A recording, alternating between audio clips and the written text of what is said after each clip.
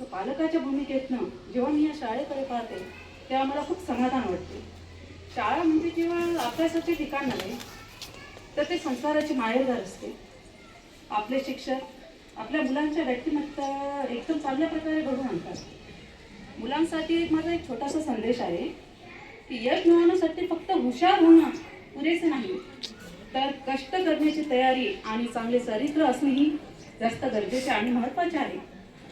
पालक म्हणूनही आपली फक्त एकच जिम्मेदारी नाही की फक्त फी भरणे म्हणजे झालं इतक्यापर्यंत मर्यादित नसते.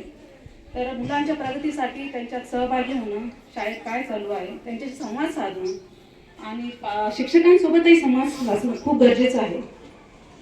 आमच्या मुलांवर शिक्षकांचं तर मी खास करून धन्यवाद करते, कारण आमच्या मुलांवर त्यांनी जे प्रेम आणि ते शिस्त लावली आहे त्याबद्दल आम्ही सर्व पालक तुमचे सदाही ऋणी राहू.